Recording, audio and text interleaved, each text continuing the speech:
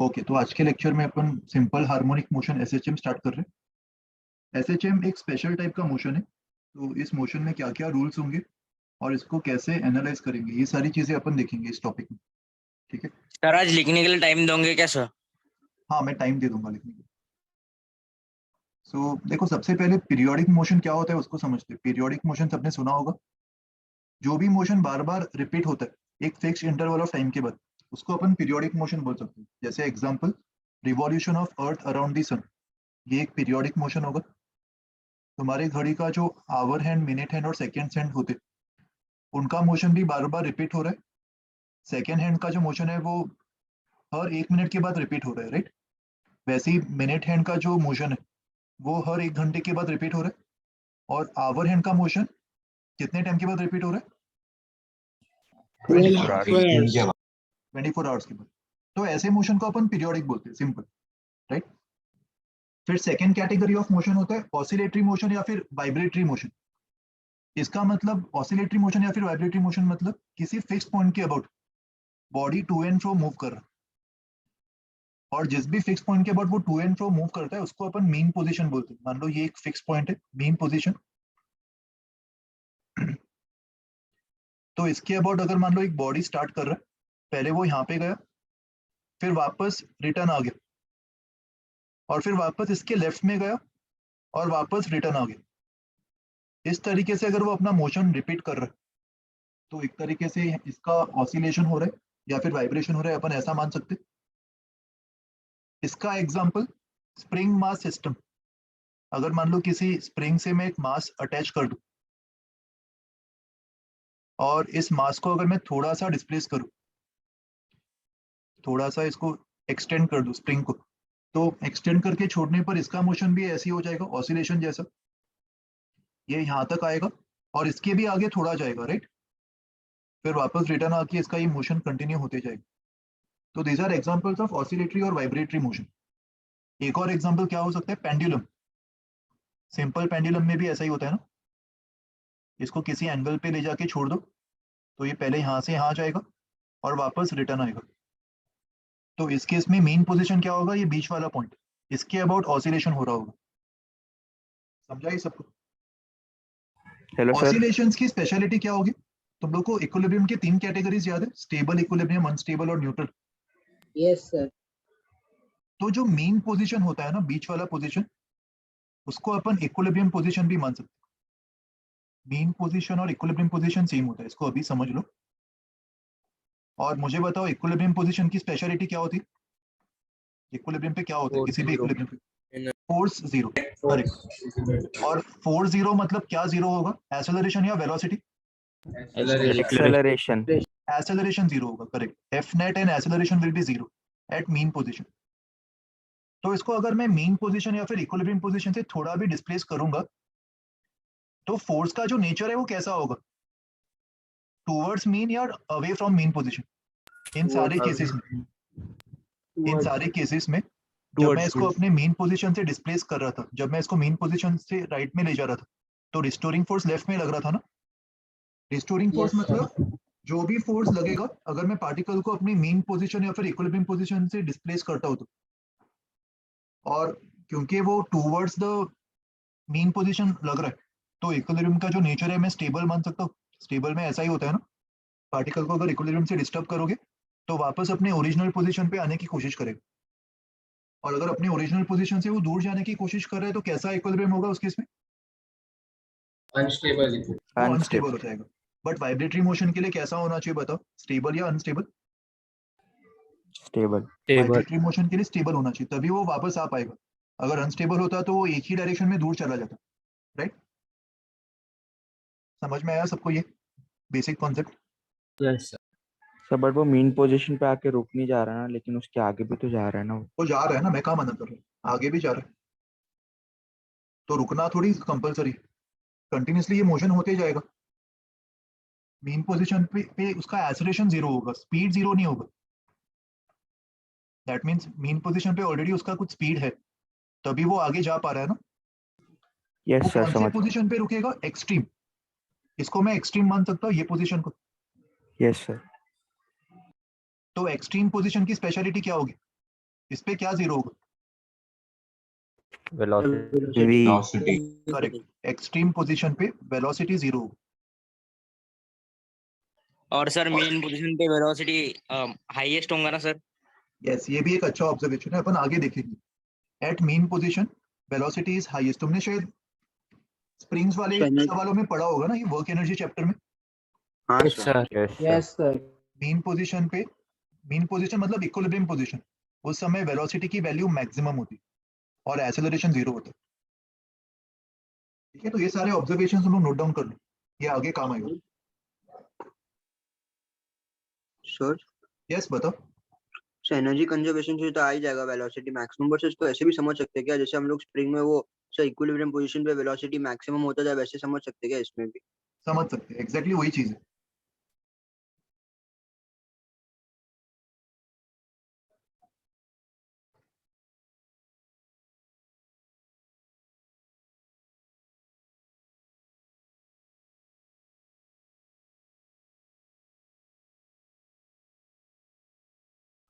Sir पूरा लिखना है सर ये? पूरा लिखने में टाइम वेस्ट मत करो, इंपॉर्टेंट पॉइंट्स लिख लो जो मैंने हाथ से लिखे हुए हैं ना। Mean position is equilibrium position, वहां पे एफ नेट जीरो होगा and velocity not equals to zero. Extreme position पे वेलोसिटी जीरो होगा और मीन पोजीशन पे वेलोसिटी मैक्सिमम होगी। इतना लिख दो ना, काफी।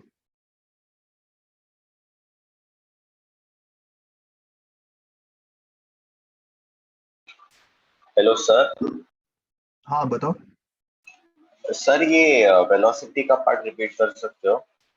श्योर, देख वेलोसिटी के बारे में मैं क्या बोल रहा था, यहाँ पे अगर मान ले, इसको एक एग्जांपल से समझ सकते हो। मान ले ये स्प्रिंग ब्लॉक सिस्टम है और ये स्प्रिंग का नेचुरल लेंथ है, एनएल मतलब नेचुरल लेंथ। स्प्रिंग जब अपनी नेचुरल लेंथ पे होगा तो वो पोजीशन कैसा होगा? मीन पोजीशन होगा ना, इक्विलिब्रियम वाला पोजीशन होगा। और इसको अगर मैं अपने नेचुरल लेंथ से थोड़ा सा डिस्प्लेस करता हूँ, मान ले मैं इसको एक्स अमाउंट से डिस्प्लेस कर रहा हूँ और डिस्प्लेस करके मैं इसको छोड़ रहा हूँ, तो जहां तक मैंने इसको डिस्प्लेस किया और जहां से भी छोड़ा, कहने से वो उसका एक्सट्रीम पोजीशन होगा। Yes sir. और छोड़ने पर अभी वो मीन पोजीशन की तरफ भागेगा, इस तरफ। Yes sir. और जैसे ही वो मीन पोजीशन को क्रॉस करेगा, उसके बाद तो स्प्रिंग के अंदर कंप्रेशन शुरू हो जाएगा ना, स्प्रिंग उस पर राइट की तरफ फोर्स अप्लाई कर रहा होगा। ये वाला जो हाँ जर्नी सर। होगा, ये जर्नी को मैं एक कलर से रिप्रेजेंट कर देता हूँ। देखो ये पिंक कलर वाला जो जर्नी मैंने बनाया एक्सट्रीम से मीन, इस पूरे जर्नी के दौरान ब्लॉक पे फोर्स किस तरफ लग रहा है, लेफ्ट या राइट? स्प्रिंग उसको किस तरफ खींच रहा है? लेफ्ट की तरफ खींच रहा है। Yes sir. दैट मींस उसका स्पीड बड़ा होगा थ्रू आउट दैट जर्नी, और मीन पोजीशन पे उसने मैक्सिमम स्पीड एक्वायर कर लिया होगा। और जैसे ही उसने मीन पोजीशन को क्रॉस किया, उसके आगे का जो जर्नी होगा, इस जर्नी में तो स्प्रिंग उसको अपने से दूर ले जा रहा है ना, राइट की तरफ फोर्स अप्लाई कर रहा है स्प्रिंग। तो हाँ इस सर। जर्नी में उसका स्पीड कम हुआ होगा और ये वाले एक्सट्रीम पे वो वापस रुक गया होगा, यहाँ पे इसका स्पीड जीरो हो गया होगा। तो दोनों एक्सट्रीम्स पे स्पीड जीरो है और मीन पोजीशन पे स्पीड मैक्सिमम है। ये समझ में आया अभी? हाँ सर, समझ गया सर, थैंक यू।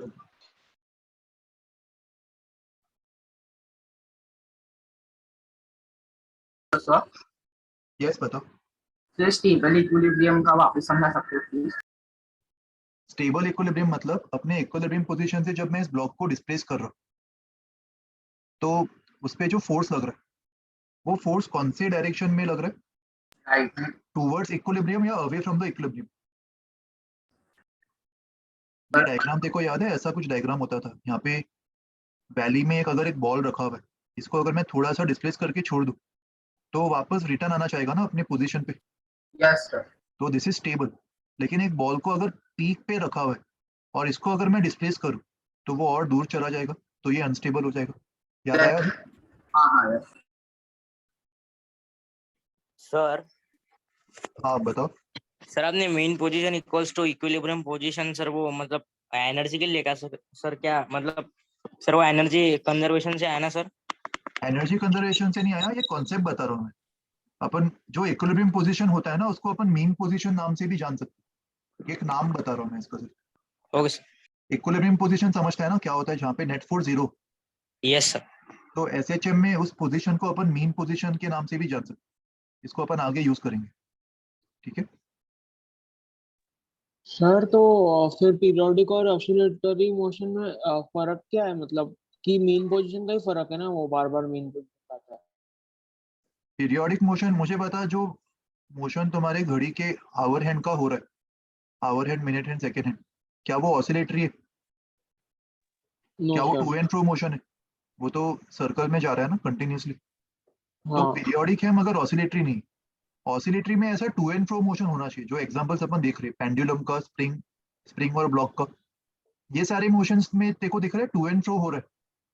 एक्सट्रीम हाँ पे जा रहा है, वापस मीन पे आ रहा है, फिर लेफ्ट वाले एक्सट्रीम पे जा रहा है, फिर वापस मीन पे आ रहा है। ऐसे वाइब्रेशन जैसा दिख रहा है, वाइब्रेशन ऑसिलेशन एक ही बात है, टू एंड फ्रो अच्छा मोशन हो रहा है। तो ये फर्क है, ओके सर। समझो। Oscillatory motions are also periodic, but क्या all periodic motions are oscillatory? No sir. No. जैसे एग्जांपल ये सारे मोशंस पीरियोडिक तो है मगर ऑसिलेटरी नहीं, मगर most of the oscillatory motions periodic होंगे। ओके विवेक, बताओ क्या डाउट है? सर मैं लेक्चर के एंड में सर मुझे एक दो पीओएम का डाउट है, वो पूछ सकता हूँ क्या? पेपर में से? पीओएम हाँ, पीओएम के टॉपिक वाइज टेस्ट से डाउट है क्या? किसमें से डाउट है? नहीं सर, एक दो क्वेश्चन थे देखते सर, लेक्चर वो के बाद पूछना देखते, टाइम मिलेगा तो कर लेंगे। अभी एसएचएम पे फोकस करो। एक चीज जो हम अभी पढ़ रहे हैं उसी पे ध्यान दो, डाइवर्ट मत करो, यस सर। ठीक है। हाँ ये सर। वाला स्लाइड हो गया सबका लिख के? Hello sir. यस यस बता। सर। सर ये पेंडुलम वाले एग्जांपल में मीन पोजीशन पे मैक्सिमम वेलोसिटी है, ये मतलब वो स्प्रिंग वाले एग्जांपल पे भी मीन पोजीशन पे ज्यादा थी, तो इसके लिए मतलब वैसे कंपेयर करके ऐसे कंपेयर कर सकते हैं क्या? इसको अपन, नेक्स्ट टाइम से जनरलाइज ही कर देंगे, इसको याद कर लेंगे कि मीन पोजीशन पे हमेशा वेलोसिटी मैक्सिमम होगी, ठीक है। Okay sir. ये स्प्रिंग वाले एग्जांपल से समझ में आ रहा है ना? हाँ सर तो समझ। जनरलाइज कर लो अभी उसको नेक्स्ट टाइम से, ठीक है। अभी नेक्स्ट कॉन्सेप्ट देखो, सिंपल हार्मोनिक मोशन। ये तो मैं जनरल मोशन की बात कर रहा था, राइट। सिंपल हार्मोनिक मोशन जो है वो एक सबसे simplest form of oscillatory motion है, as the name suggest. Oscillatory motion का ये सबसे सिंपलेस्ट फॉर्म होगा, और इस मोशन की स्पेशलिटी क्या होगी वो भी अपन देख लेते हैं। हमने ऑलरेडी देखा था कि किसी भी ऑसिलेटरी मोशन में एक रिस्टोरिंग फोर्स लग रहा होगा। अभी रिस्टोरिंग फोर्स क्या है इसको समझने की कोशिश करो। जैसे स्प्रिंग मास वाला जो एग्जांपल था, इस केस में जब स्प्रिंग अपने नेचुरल लेंथ में था, तो जब स्प्रिंग अपने नेचुरल लेंथ में था उस समय ब्लॉक का एक्सेलरेशन कितना था? कहने से यहाँ पे नेचुरल लेंथ और मीन पोजीशन सेम है। Yes, sir. नेचुरल लेंथ पे ही ब्लॉक इक्विलिब्रियम पे था, राइट। क्या जरूरी है हमेशा नेचुरल लेंथ और मीन पोजीशन सेम हो? अगर मान लो वर्टिकल No, ब्लॉक sir. होता, अगर वर्टिकल ब्लॉक होता, वर्टिकल स्प्रिंग होता, तो यहाँ पे जब ब्लॉक इक्विलिब्रियम पोजीशन पे होगा, मीन पोजीशन पे, क्या उस समय स्प्रिंग अपने नेचुरल लेंथ पे या थोड़ा सा स्ट्रेच्ड है? थोड़ा सा Sir, एक्सटेंडेड। तो एक और चीज अपने दिमाग में बिठा दो कि नेचुरल लेंथ और मीन पोजीशन सेम होना कंपलसरी नहीं है। यहाँ पे natural length and mean position are different, natural length and mean position are different in this example, but horizontal वाले केस में दोनों सेम हो जाएंगे, right. Yes, sir. Yes sir. इस केस में अगर मैं ब्लॉक को थोड़ा सा राइट में डिस्प्लेस करता हूँ एक्स से, तो डिस्प्लेस करके छोड़ने पर इस पे नेट फोर्स कहाँ लग रहा है, राइट या लेफ्ट? Left. लेफ्ट की तरफ। और ये फोर्स कौन लगा रहा है? ये फोर्स स्प्रिंग लगा रहा है, Spring. Bye spring. तो रिस्टोरिंग फोर्स। ऐसे फोर्स को अपन रिस्टोरिंग फोर्स नाम दे सकते हैं, क्योंकि ये वाला जो फोर्स है ये क्या रिस्टोर करने की कोशिश कर रहा है? ये ब्लॉक का जो ओरिजिनल पोजीशन था, जो इक्विलिब्रियम पोजीशन था, वो रिस्टोर करने की कोशिश कर रहा है। अगेन नेचुरल लेंथ बोलना सही होगा या इक्विलिब्रियम पोजीशन बोलना सही होगा? क्या रिस्टोर करेगा वो? Equilibrium Equilibrium position. Equilibrium position. तो जो भी फोर्स उसको उसके इक्विलिब्रियम पोजीशन को रिस्टोर करने में मदद करेगा उसको अपन रिस्टोरिंग फोर्स बोल सकते हैं। तो ये स्प्रिंग ब्लॉक वाले एग्जांपल में ये स्प्रिंग फोर्स ही रिस्टोरिंग फोर्स का काम कर रहा होगा।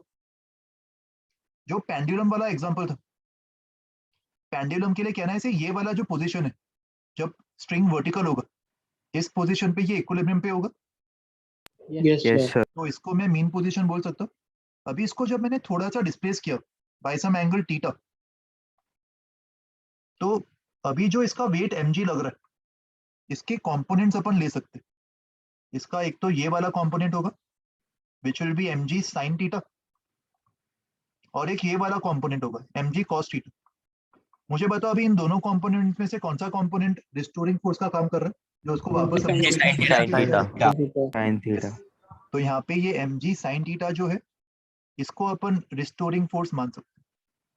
रिस्टोरिंग का मतलब समझ में आ रहा है? रिस्टोरिंग फोर्स का अलग अलग situation Yes, sir. Yes sir. तो किसी भी ऑसिलेटरी मोशन में एक रिस्टोरिंग फोर्स और रहेगा, और अगर ये रिस्टोरिंग फोर्स उसके डिस्प्लेसमेंट के प्रोपोर्शनल हो गया, if restoring force is proportional to displacement, x जो है वो क्या होगा? डिस्प्लेसमेंट कौन से पोजीशन से? Mean position. Displacement from mean position. Very good. तो अगर डिस्प्लेसमेंट फ्रॉम मीन पोजीशन में x मान रहा हूं, और अगर ये रिस्टोरिंग फोर्स x के प्रोपोर्शनल हो गया, तो ऐसे सिचुएशन से जो मोशन जनरेट होगा उसको अपन SHM बोलेंगे, सिंपल हार्मोनिक मोशन। तो सिंपल हार्मोनिक मोशन का ये सबसे इंपॉर्टेंट कंडीशन है, force should be proportional to displacement, and direction wise कैसा होना चाहिए? डिस्प्लेसमेंट अगर राइट की तरफ, तो फोर्स कौन सी तरफ? Left. Negative. That means direction wise they are opposite. Direction wise ये ऑपोजिट होंगे, force and displacement are opposite. तो यहाँ पे जो कांस्टेंट ऑफ प्रोपोर्शनैलिटी आएगा, F प्रोपोर्शनल टू x, मतलब एक कांस्टेंट ऑफ प्रोपोर्शनैलिटी अपन इंट्रोड्यूस कर सकते हैं। वो Yes, sir. माइनस साइन के साथ इंट्रोड्यूस करेंगे। माइनस साइन क्या इंप्लाई कर रहा है? Force and displacement are in same direction और opposite direction. Opposite direction. Opposite direction. तो माइनस साइन बस इतना ही इंप्लाई कर रहा है कि फोर्स और डिस्प्लेसमेंट ये दोनों ऑपोजिट डायरेक्शन में होंगे। ओके, सर यस बताओ। तो इसलिए सर स्प्रिंग फोर्स का जो फॉर्मूला होता है वो kx होता है।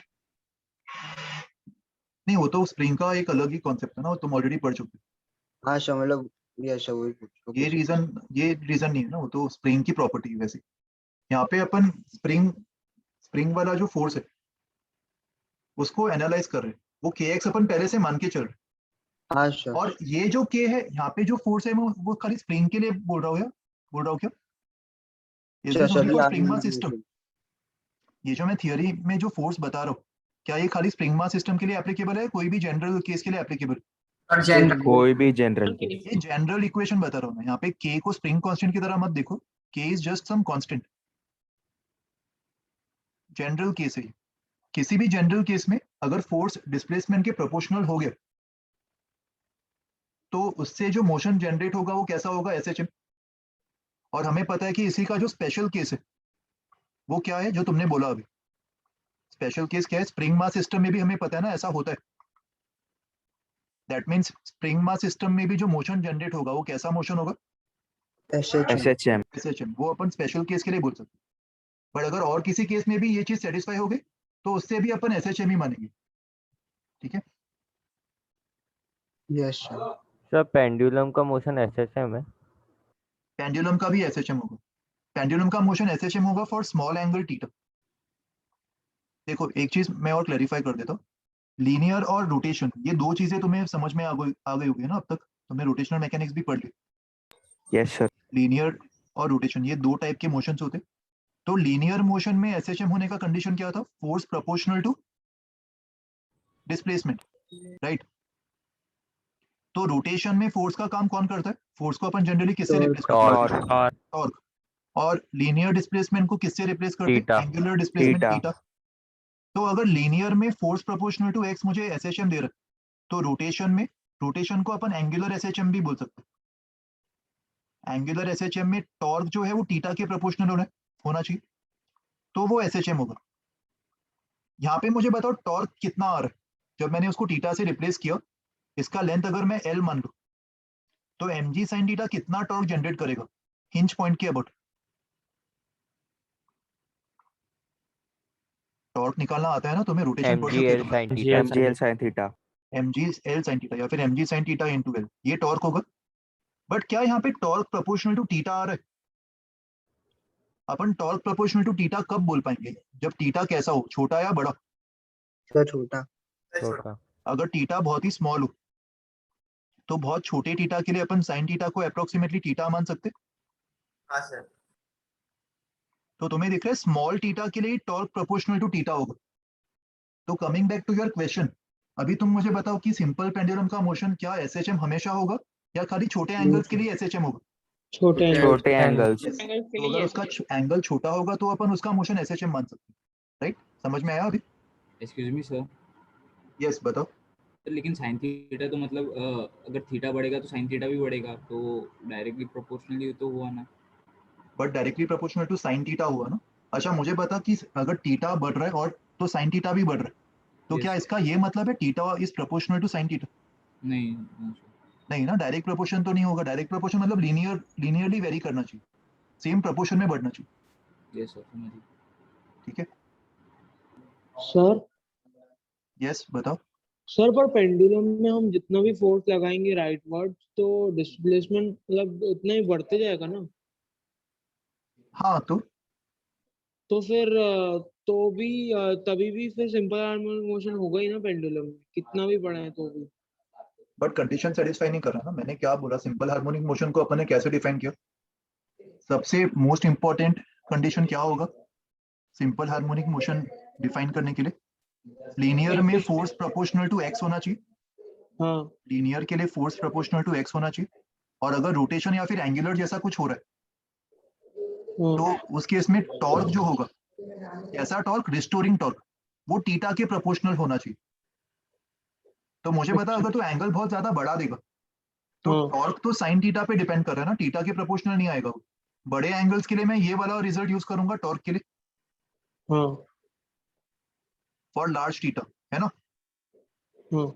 तो क्या ये वाला रिजल्ट एसएचएम का कंडीशन सेटिस्फाई कर रहा है? क्या सर?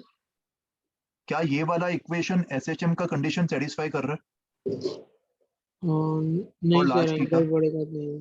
हाँ नहीं कर रहा ना, क्योंकि नहीं डायरेक्टली नहीं। प्रोपोर्शनल नहीं आ रहा ना वो थीटा के, वो हाँ साइन हाँ थीटा पे डिपेंड कर रहा है। तो this will not be an SHM, not a SHM.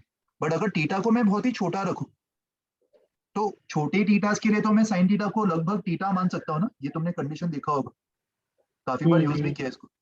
हम्म। तो छोटे थीटास के लिए अगर मैं साइन थीटा को थीटा लिख रहा हूँ तो इस वाले केस में तुम्हें दिख रहा है टॉर्क प्रोपोर्शनल टू थीटा आ रहा है।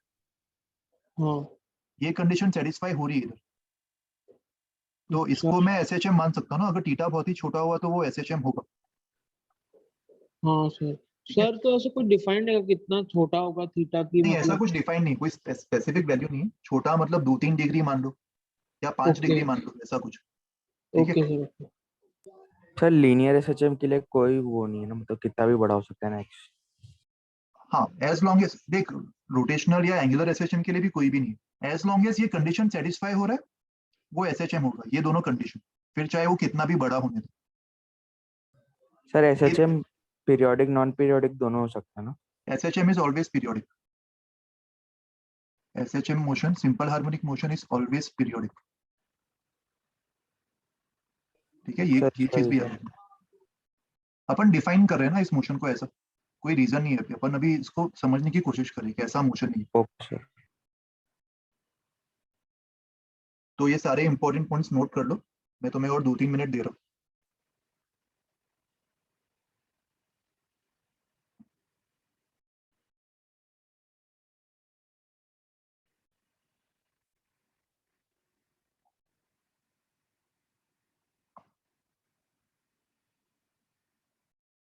Hello sir. हाँ बताओ। सर ये जनरल केस कौन से डायग्राम के रेस्पेक्ट में लिखा है आपने? जनरल केस के लिए मुझे बता, क्या मैं कोई डायग्राम बना सकता हूँ? वो तो फिर पर्टिकुलर केस हो जाएगा ना। हाँ हाँ ठीक। जनरल केस के लिए कोई डायग्राम है ही नहीं। जो डायग्राम है वो तो एग्जाम्पल हो जाएगा, स्पेशल केसेस है ना। ये सारे एग्जाम्पल्स है। स्प्रिंग मास सिस्टम वो स्पेशल केस होगा। हाँ सर वही।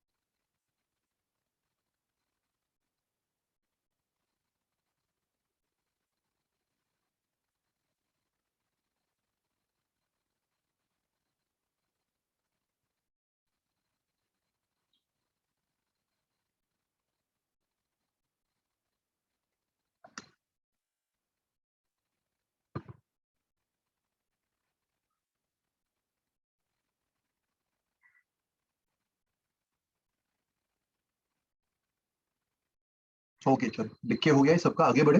सर इधर डायरेक्शन हमेशा अपोजिट इसलिए आएगा ना क्योंकि उसको मीन पोजीशन पे वापस लेकर आना है। यस यस, फोर्स का काम हमेशा उसको अपने मीन पोजीशन पे ले जाना होगा, तो डिस्प्लेसमेंट के हमेशा ऑपोजिट होगा डायरेक्शन। ठीक है, सर एक सेकंड खाली फर्स्ट पेज दिखाओ ना, स्क्रीनशॉट ले लो।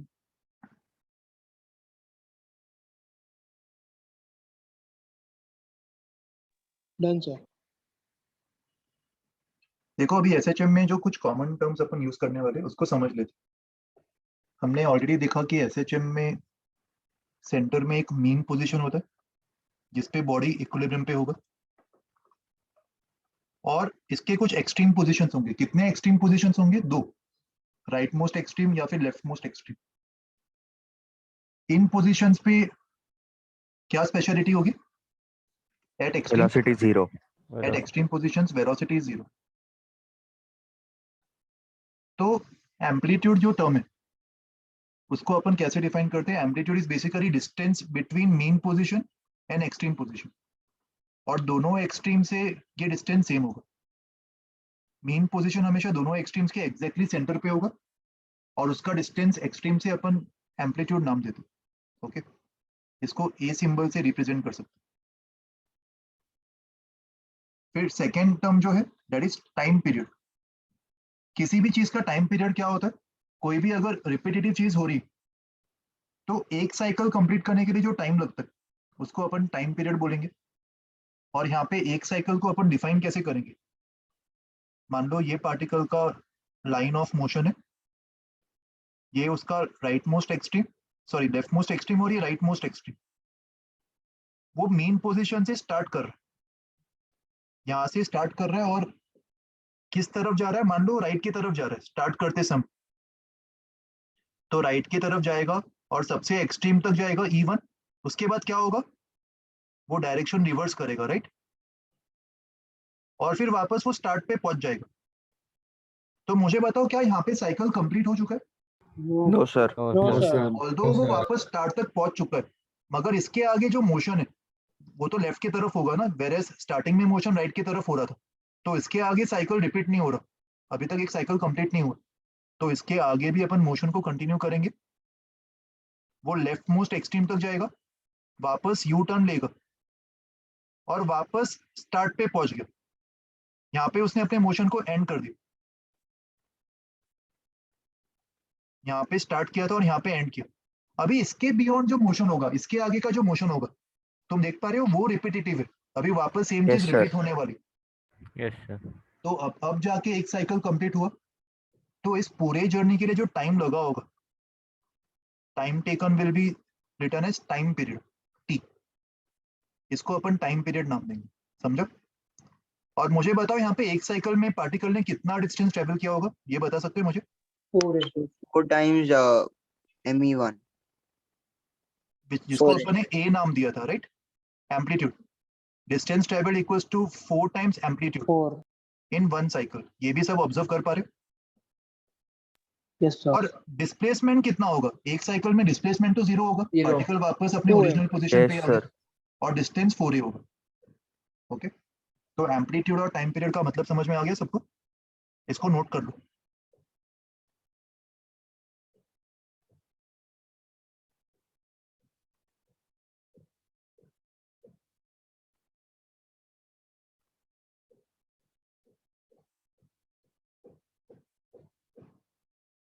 सर बताओ। वैसे ही पूछ रहा सर, मतलब कि सर अगर जो पार्टिकल है सो वो जो ई से गया, ई तक गया, एम से ई तक गया, फिर वापस एम तक आया सर, उसका जो टाइम लगेगा उसको 2 times करे तो भी वही होगा, टाइम पीरियड ही होगा बोल ना वो। सकते हैं, यस यस बोल सकते हैं। तो let me elaborate more on this.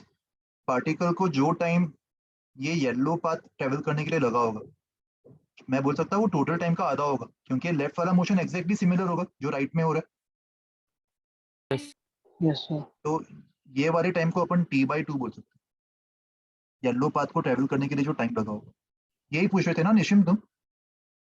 हाँ सर मैं यही पूछ रहा था। बोल सकते हैं सर, लेकिन इसमें फिर और ज्यादा तुम इसको ब्रेक मत करना। तुम ऐसा नहीं बोल सकते कि यहाँ से A/2 ट्रेवल करने के लिए T/4 टाइम लगेगा, वैसा नहीं होगा।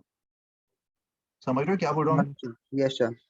अपन ऐसे लीनियरली और ज्यादा ब्रेक नहीं कर पाएंगे, बस अपन इतना ही बोल सकते कि ये येलो पार्ट ट्रेवल करने के लिए t/2 लगा होगा, या फिर मीन से E1 m से E1 जाने के लिए जो टाइम लगा होगा इसको अपन t/4 बोल सकते हैं, the time taken for m to E1, या फिर E1 से m, या फिर m से E2, या फिर E2 से वापस m। ये मोशन की जो 4 पार्ट्स है, इन चारों पार्ट्स को ट्रेवल करने के लिए सेम टाइम लग रहा होगा t/4, ये अपन बोल सकते हैं। ओके, बट अगर मान लो मैं सेंटर पे एक और पॉइंट डिफाइन करूं इधर बीच में कहीं, तो E3 such that M E3 and E3 E1 they are same, तो M से E3 तक जो टाइम लगेगा, इंट्यूशन से ऐसा लग रहा है t/8 होना चाहिए, हाँ सर लगता है। बट वो ऐसा नहीं होगा, ये गलत होगा। ठीक है, ये चीज अभी समझ लो इसको।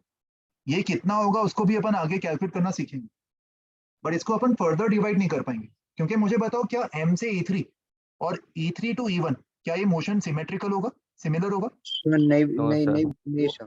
पे डिपेंड M करेगा। to E3 and constantly accelerate करेगा। Correct, M to E3 and E3 to E1, मुझे बताओ कौन से जर्नी में वो कंपैरेटिवली ज्यादा स्पीड से ट्रेवल कर रहा होगा? Sir M2 E3 M2 E3 में वो मेन पोजीशन के नजदीक है, which is near to maximum speed, तो यहाँ पे वो ज्यादा स्पीड से ट्रेवल कर रहा होगा compare to E3 to E1। तो ये दोनों टाइम सेम नहीं होंगे। अगर यहाँ पे मैं टाइम्स T1 और T2 मान, क्या लगता है इनमें से कौन सा टाइम बड़ा होगा? सर T2 ना। T2 बड़ा होगा, करेक्ट। तो ये सारी चीजें अपन देखेंगे बाद में, ठीक है। यहाँ पे T2 will be more than T1। तो बस अपन खाली इतना ही बोल पाएंगे कि मीन से एक्सट्रीम तक का जो टाइम होगा वो टोटल टाइम का 1/4 होगा। ओके, सर T2 T1 से बड़ा कैसा है, मुझे नहीं समझा। M टू E3 और E3 टू E1, इन दोनों जर्नीज में जो स्पीड्स होंगे, स्पीड तो वैसे हर एक पॉइंट पे वेरी कर रहा है ना, but Yes, sir. Average speed की अगर मैं बात करूं, ओवरऑल एवरेज स्पीड जो है वो कौन से जर्नी में ज्यादा होगा? M टू E3, मुझे बता स्पीड किसके नियर बाय ज्यादा होगा? मीन पोजीशन के नजदीक में स्पीड ज्यादा है या Yes, sir. एक्सट्रीम पोजीशन के नजदीक Mean, में sir. स्पीड ज्यादा है? Mean position. तो ये वाला जो जर्नी है ये तो नियर टू मीन पोजीशन है ना, तो इसके इस जर्नी में जो V1 होगा वो इस जर्नी के V2 से बड़ा होगा, यस सर। और अगर जर्नी 1 का स्पीड जर्नी 2 से ज्यादा है तो जर्नी 1 का टाइम जर्नी 2 से कम होगा। समझा अभी? यस सर, समझा। Hello sir.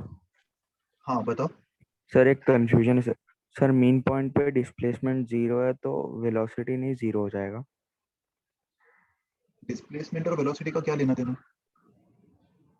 मुझे बता, एक ऑब्जेक्ट को तूने ऊपर फेंका, स्ट्रेट Yes, ऊपर sir. फेंका, किसी स्पीड से फेंका, यू स्पीड से, वो ऊपर गया, ऊपर रुका और वापस नीचे आ गया।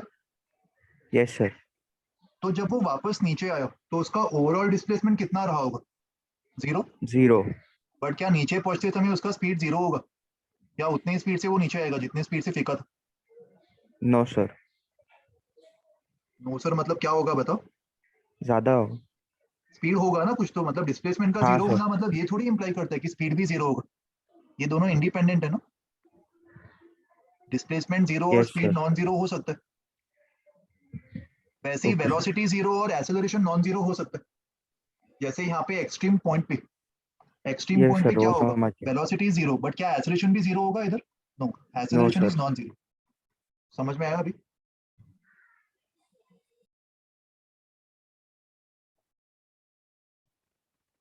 लिख के हो गया ये सबका? एम्पलीट्यूड Yes, और टाइम yes. पीरियड, ये दो चीजें अपन ने समझ ली इधर, और उसके अलावा मैंने और भी काफी सारे एक्स्ट्रा चीजें तुम्हें बता दी जो अपन आगे वापस देखेंगे। देन फ्रीक्वेंसी, फ्रीक्वेंसी मतलब नंबर ऑफ ऑसिलेशंस पर सेकंड। तो इसको अपन यूनिटरी मेथड से डिराइव कर सकते हैं। मुझे बताओ एक ऑसिलेशन को कंप्लीट करने के लिए कितना टाइम लग रहा है? Time period. टाइम टी, मतलब टी टाइम में वो एक ऑसिलेशन कर रहा है, तो 1 सेकेंड में वो कितना ऑसिलेशन करेगा? 1 सेकेंड में अगर मैं मान लूं कि वो एक्स ऑसिलेशन करेगा, तो एक्स को मैं 1/t लिख सकता हूं। इसी को अपन फ्रीक्वेंसी बोलते हैं। और इस फ्रीक्वेंसी को अपन एफ सिंबल से डिनोट कर सकते हैं, number of oscillations per unit time पर सेकेंड। तो हमेशा ये रिलेशन याद रखना, टाइम पीरियड पता है तो फ्रीक्वेंसी भी पता है 1/t, या फिर इसका उल्टा, फ्रीक्वेंसी पता है तो टाइम पीरियड भी पता है 1/f। टाइम पीरियड का यूनिट सेकेंड्स होता है तो फ्रीक्वेंसी का यूनिट्स 1/सेकेंड होगा, और इसको अपन हर्ट्स भी मान सकते हैं, एक special unit hertz. Okay, angular frequency मतलब 2 pi into normal frequency 2 pi F. ये फॉर्मूला भी याद रखो, omega is basically 2 pi upon T. इस ओमेगा को अपन एंगुलर फ्रीक्वेंसी बोलते हैं और इसी को अपन 2 पाई एफ भी लिख सकते। इसको याद रखने के लिए तुम लोग ये सर्कुलर मोशन का रेफरेंस ले सकते। अगर मान लो कोई बॉडी एक सर्कुलर मोशन परफॉर्म कर रहा है और उसका अगर एंगुलर स्पीड ओमेगा है, तो मुझे बताओ इस बॉडी को पूरा सर्कल ट्रेवल करने के लिए कितना टाइम लगेगा? 2 पाई अपॉन ओमेगा, है ना। तो ये इससे कंपेयर करके तुम ये रिजल्ट याद रख सकते हो। तो हम लोग ओमेगा को 2 पाई अपॉन टी मान सकते हैं, या फिर time period is 2 pi upon omega. ये रिलेशंस याद रखो। सर हाँ बताओ। ये तभी वैल्यू लगेगी जब अल्फा 0 मतलब। करेक्ट, अल्फा 0 मान रहा हूँ, uniform circular motion. Okay, hello sir. हाँ बताओ। सर एक साइकिल एक ऑसिलेशन हुआ ना? करेक्ट, वन ऑसिलेशन या वन साइकिल एक ही बात है। And sir omega is equal to 2 pi by T कैसे आया? ये एक फॉर्मूला मैं तुम्हें याद करने के लिए बता रहा हूँ, और इसको याद करने के लिए मैंने तुम्हें सर्कुलर मोशन का रेफरेंस दिया। सर्कुलर मोशन में अगर कोई पार्टिकल ओमेगा एंगुलर स्पीड से जा रहा हो, तो मुझे बता एक ऑसिलेशन, एक साइकिल कंप्लीट करने के लिए उसने ओवरऑल कितना एंगल ट्रेवल किया होगा? 2 पाई। 2 पाई। और अल्फा 0 है, मतलब यूनिफॉर्म सर्कुलर मोशन है, कांस्टेंट ओमेगा से वो ट्रेवल कर रहा है। Yes sir. तो टाइम टेकन अपन जनरली कांस्टेंट स्पीड के लिए अपन डिस्टेंस अपॉन स्पीड लिखते हैं ना, time taken constant 0 Yes. Acceleration के लिए। तो यहाँ पे instead of distance upon speed upon angular displacement upon angular velocity लिख देंगे, 2 पाई अपॉन ओमेगा। ये टाइम पीरियड हो जाएगा, राइट। यस सर, समझ गया। बट ये खाली सर्कुलर मोशन के लिए होता है, बट इसको अपन जनरलाइज कर रहे हैं। एसएचएम जो ऑसिलेटरी मोशन की अपन बात कर रहे हैं, वहां पे भी अपन एक ओमेगा टर्म डिफाइन कर दी, यहाँ पे अपन ओमेगा को 2 पाई अपॉन टी फॉर्मूला से निकालेंगे। ओके,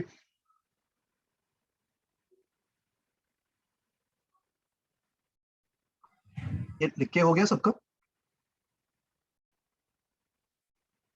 सर एक मिनट। ओके, तो ये 4 टर्म्स अपन ने सीखे थे, पहले एम्पलीट्यूड, फिर time period, frequency and angular frequency. Sir frequency आपने कैसे डिफाइन किया वो भी बता दो ना। नंबर ऑफ साइकिल्स या फिर number of oscillations per unit time, ये इसका डेफिनेशन होगा, और इसका फॉर्मूला क्या होगा? 1 टाइम पीरियड। अगर मान ले टी टाइम में एक ऑसिलेशन कर रहा यस है, सर। तो 1 सेकेंड में कितना ऑसिलेशन करेगा? हाँ 1/t, समझ गया। है ना।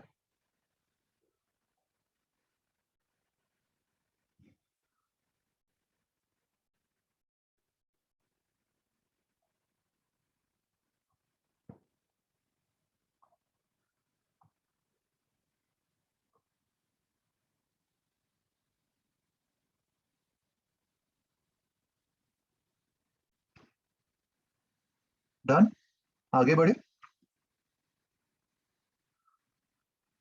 ये कुछ बेसिक एग्जांपल्स है अब तक जो पढ़ा उसके ऊपर, इसको तुम बाद में सॉल्व कर लेना। इसके आंसर कीज भी यहाँ पे। अभी नेक्स्ट कॉन्सेप्ट देखो, लीनियर एसएचएम। लीनियर एसएचएम होने के लिए अपन ने सबसे इंपॉर्टेंट और सफिशिएंट कंडीशन क्या देखा था? जो भी रिस्टोरिंग फोर्स होगा वो -kx -kx के इक्वल होना चाहिए। यहाँ पे आई नो ये इक्वेशन देख के तुम्हें स्प्रिंग का ख्याल आ रहा होगा, बट स्प्रिंग वाला जो सिस्टम था वो इसका एक स्पेशल केस था, जस्ट अ स्पेशल केस। मैं यहाँ पे खाली स्प्रिंग की बात नहीं कर रहा, ये हर किसी के लिए एप्लीकेबल होगा, कैसा भी मोशन होने दो, कैसा भी सिस्टम होने दो। किसी भी सिस्टम में अगर फोर्स डिस्प्लेसमेंट के प्रोपोर्शनल आ रहा हो और F equals to some constant times x आ रहा हो विद ऑपोजिट डायरेक्शन, तो उसको भी अपन एसएचएम मानेंगे। ओके, तो इस इक्वेशन की मदद से इसको थोड़ा और सिंप्लीफाई करके देखते हैं।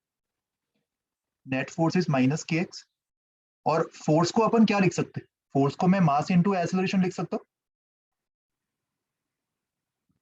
इसको अगर मैं और आगे सिंप्लीफाई करूँ तो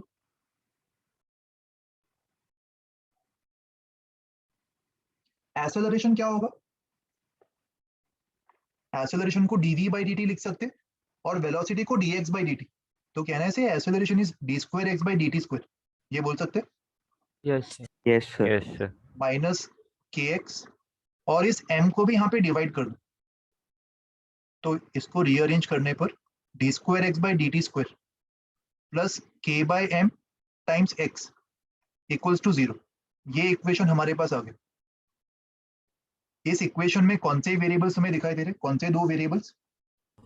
एक्स एक्स x और t, टी M ये दो वेरिएबल्स है।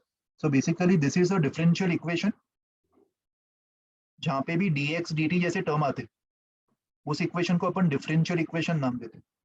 तो this is a differential equation in x and t।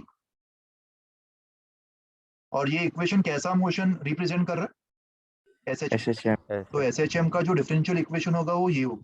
ये भी तुम याद रख सकते हो। सिंपली इससे ही आया ना, जो उसका मेन कंडीशन था उसी को मैंने थोड़ा और इवेल्युएट किया आगे, तब जाके मुझे ये वाला इक्वेशन आ गया, right. So any expression of this format will represent SHM, ये भी अपन बोल सकते हैं। ओके, लिख लो इसको भी। सर वो ओमेगा सिर्फ एक कांस्टेंट जैसे डाल दिया ना? किधर? वो सर अच्छा ओमेगा हाँ, यहाँ पे ये ओमेगा सिर्फ कांस्टेंट जैसे डाल दिया, करेक्ट। यहाँ पे जो k बाई एम है ना, इस k बाई एम को अपन ओमेगा स्क्वायर नाम दे रहे। ओके, सही ऑफिशियल है या फिर सर ऐसे ही किया, बस ऐसे ही वो कांस्टेंट नाम दिया, या फिर सच्ची में होता है ऐसा? ये एक्चुअल में ओमेगा होगा, जो ओमेगा मैंने डिफाइन किया था ना इधर, ये वाला जो ओमेगा मैंने डिफाइन किया था, ओके ये यस वही यस ओमेगा है। इसको अपन आगे प्रूव भी कर देंगे कि वही ओमेगा क्यों आ रहा है। Okay sir. ठीक है, अभी के लिए लिख लो इसको कि this is omega, k by m is omega.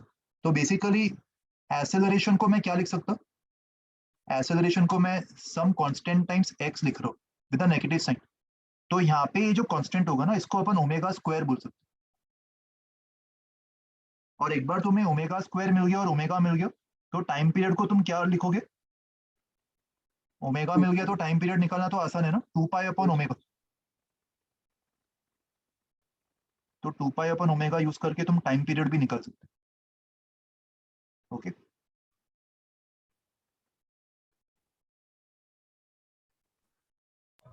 Sir f is equal to minus k x, वो एक कंडीशन एनफ है ना SHM प्रूव करने के लिए? वापस बताओ क्या बोल रहे हो? कि f is equal to minus k x, ये एक इक्वेशन अगर वैलिड हो रहा है तो SHM हम वैसे भी बोल सकते हैं ना? बोल सकते हैं, ये सफिशिएंट कंडीशन है किसी भी चीज को SHM बोलने की। f equals to minus k x, या फिर इन अदर वर्ड्स अगर f x के प्रोपोर्शनल है तो एक्सेलरेशन भी x के प्रोपोर्शनल होगा, क्योंकि मास से डिवाइड करने पर एक्सेलरेशन आ जाएगा। तो ये कंडीशन भी सफिशिएंट है, उसी का मॉडिफिकेशन। और जब भी इक्वेशन इस फॉर्मेट में आ जाएगा, acceleration is some negative constant times x, तो ये जो कांस्टेंट होगा इसको अपन ओमेगा स्क्वायर बोल सकते हैं, और इसी से अपन टाइम पीरियड 2 पाई अपन ओमेगा निकाल सकते हैं, राइट। जो मैंने यहाँ पे लिखा सेम चीज। हाँ सर। Sir k by m is equal to omega square हम लोग प्रूफ करेंगे ना? हाँ, मैं ये बता दूंगा प्रूफ करके।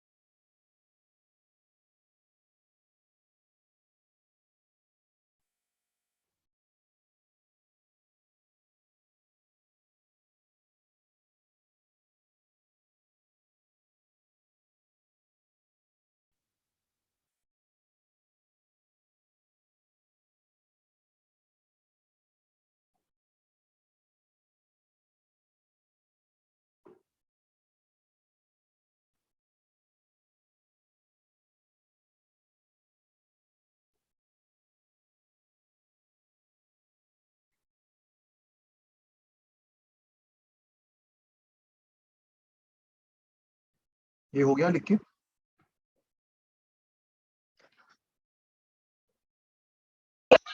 Yes sir. ओके, देखो अभी इस डिफरेंशियल इक्वेशन को थोड़ा सॉल्व करके देखते हैं।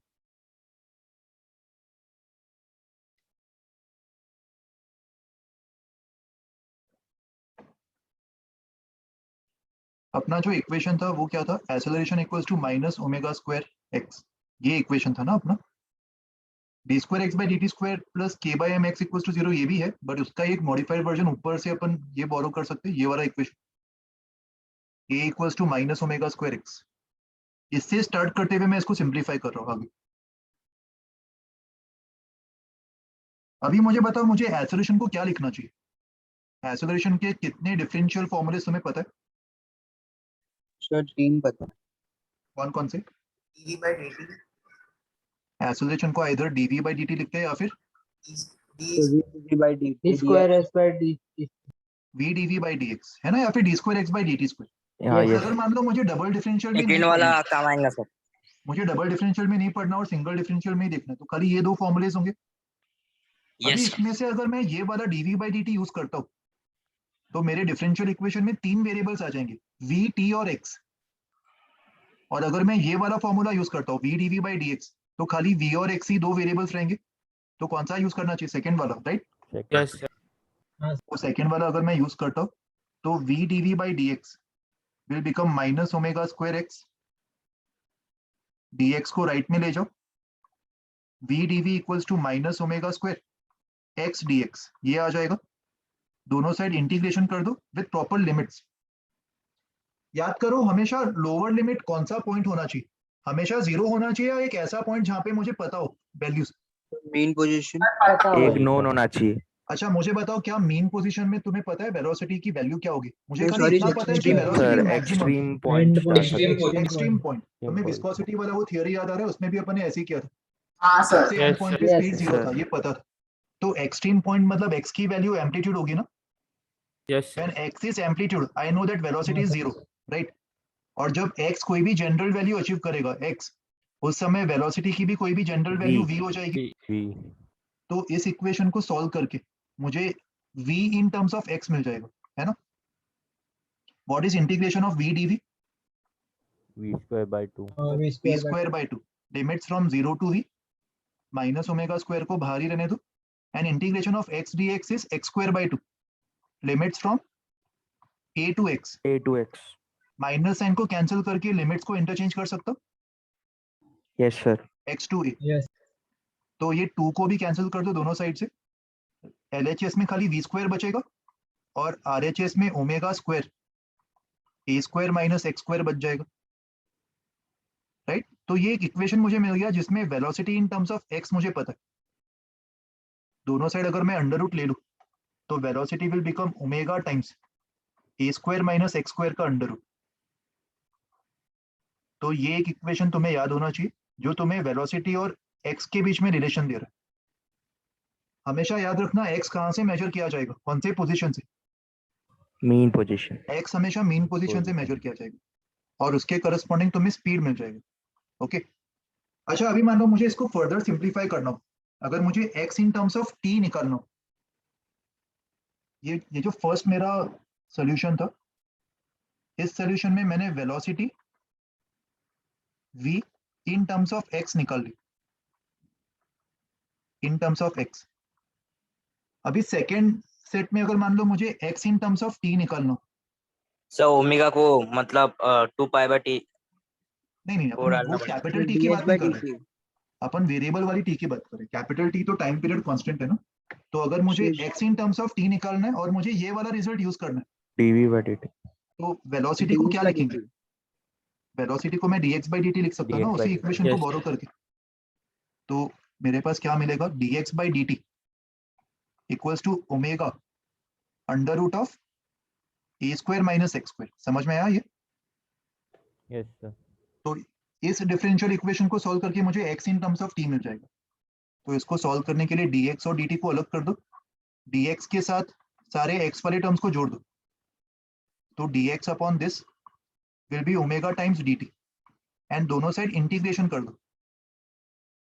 अच्छा अभी यहाँ पे इंटीग्रेशन में मुझे कोई भी लिमिट्स पता नहीं, जब टाइम 0 है तब वो कौन से एक्स से स्टार्ट कर रहा है।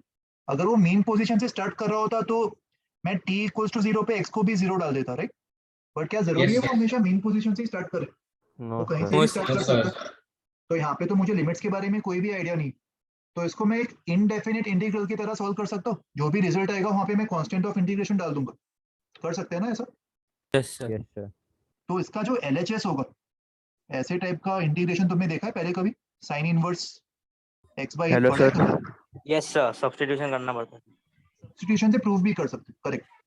सर लिमिट्स वाला पार्ट वापस एक्सप्लेन करो ना। एक लिमिट्स वाला मैं ये बता रहा था कि यहाँ पे मुझे कोई भी जानकारी नहीं लिमिट्स के बारे में।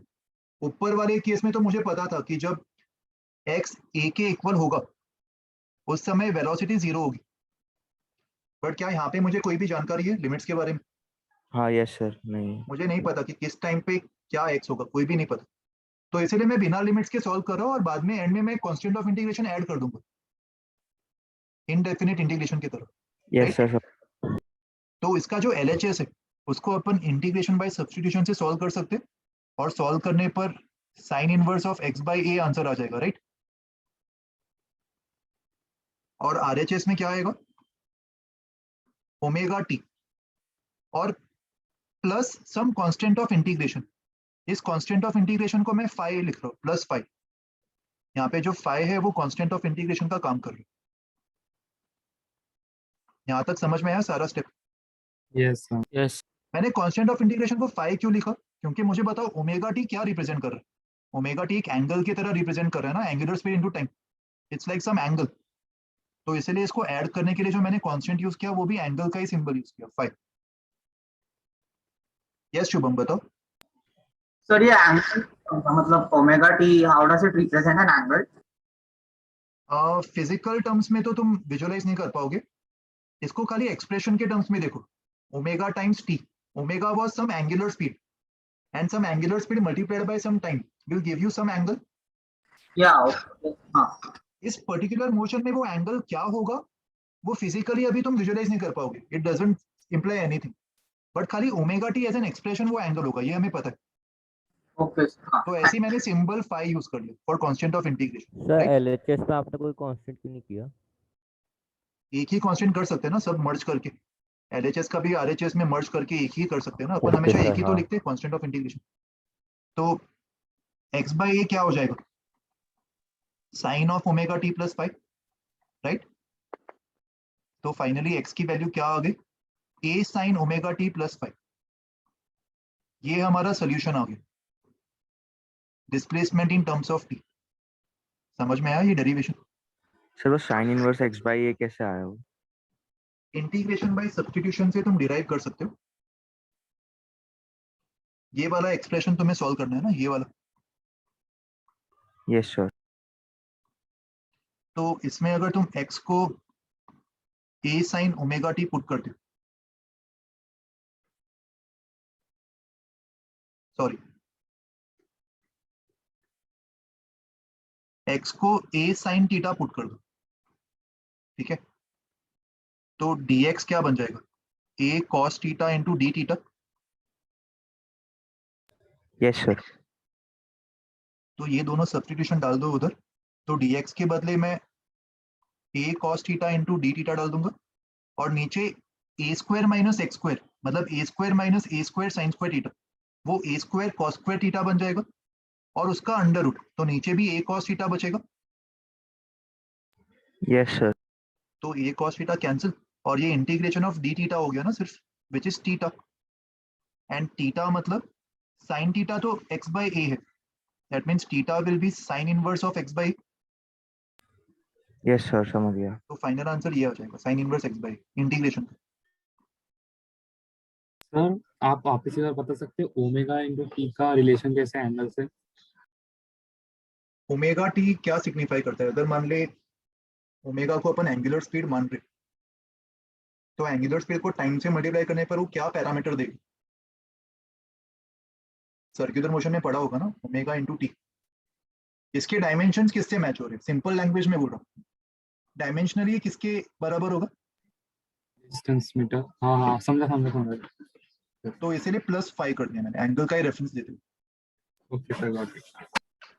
सर आपने ओमेगा कांस्टेंट क्यों मतलब हर जगह वो किया है? ओमेगा को अपन ने कांस्टेंट ही डिफाइन किया था ना, एक ये वाला constant. Acceleration proportional to x में जो कांस्टेंट ऑफ प्रोपोर्शनैलिटी था उसी को मैंने ओमेगा स्क्वायर नाम दिया था ना। फोर्स प्रोपोर्शनल टू डिस्प्लेसमेंट में मैंने कांस्टेंट को नाम क्या दिया था, के। तो एक्सेलरेशन के लिए वो कांस्टेंट के बाय एम हो जाएगा, और के बाय एम को ही मैंने ओमेगा से रिप्लेस किया था, याद है, ओमेगा स्क्वायर से। हाँ यस सर, तो समझ कांस्टेंट ही है ना वो।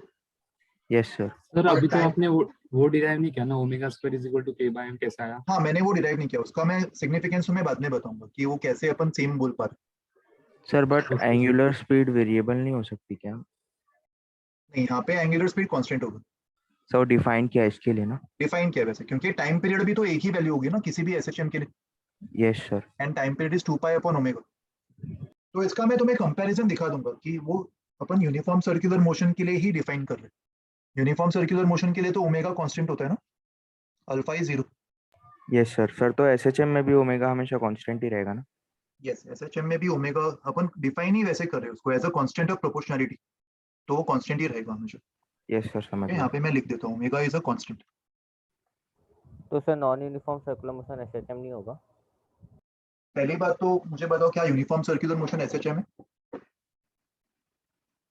आई नो ये थोड़ा कंफ्यूजिंग है, इसको क्लैरिफाई कर रहा हूँ। इट्स ओके, तुम बताओ, तुम्हें जो लगता है वो बताओ, गलत होगा तो भी चलेगा, मैं रेक्टिफाई कर दूंगा उसको। मुझे बताओ, क्या यूनिफॉर्म सर्कुलर मोशन एसएचएम का केस है? Sir no sir. नहीं, no sir. Uniform circular motion is not an SHM. Okay, but uniform circular motion में अगर मैं कोई एंगुलर स्पीड डिफाइन करता हूँ ओमेगा, इज इट कांस्टेंट और वेरिएबल? कांस्टेंट। ओमेगा कांस्टेंट है। और ये जो ओमेगा है, मैं उसको किसका कांस्टेंट मान रहा हूँ? जो भी एसएचएम वाला अपन मोशन कंसिडर कर रहे हैं, उस मोशन की स्पेशलिटी क्या होगी? ये इक्वेशन, राइट? Yes sir. तो इस इक्वेशन का जो कांस्टेंट ऑफ प्रोपोर्शनैलिटी है उसको मैं ओमेगा स्क्वायर मान रहा हूँ। तो अभी तुम्हारे मन में कंफ्यूजन हो रहा होगा कि इसको सर्कुलर मोशन से अपन कैसे रिलेट कर पा रहे हैं। यहाँ पे तो कोई सर्कुलर मोशन हो ही नहीं रहा ना, यहाँ पे तो एसएचएम हो रहा है। Circular motion is also not an SHM, right? तो वो कंफ्यूजन मैं तुम्हारा अगले स्लाइड पे क्लैरिफाई कर दूंगा, मैं कैसे सर्कुलर मोशन और एसएचएम को कनेक्ट कर रहा हूँ, जबकि सर्कुलर मोशन एसएचएम है ही नहीं। यस और नो? सर मतलब ओमेगा एंगुलर वेलोसिटी नोट कर रहे हैं ना, कोई कांस्टेंट नहीं है। दोनों चीज है। ओमेगा इज, यहाँ पे मैं लिख देता हूँ, omega is angular speed of some circular motion. कौन सा सर्कुलर मोशन ये मैंने अभी तक स्पेसिफाई नहीं किया। कोई तो सर्कुलर मोशन हो रहा होगा, उसका ये एंगुलर स्पीड होगा। बट क्या ये सर्कुलर मोशन एसएचएम वाला मोशन है? नहीं, it's some random circular motion, not SHM. Omega उसका कुछ तो एंगुलर स्पीड हो सकता है ना किसी सर्कुलर मोशन का, यूनिफॉर्म सर्कुलर मोशन। और साथ में ओमेगा क्या है? Omega is also the constant of proportionality, sorry not omega, omega square is the constant of proportionality for which equation? कौन से इक्वेशन के लिए वो कांस्टेंट ऑफ प्रोपोर्शनैलिटी?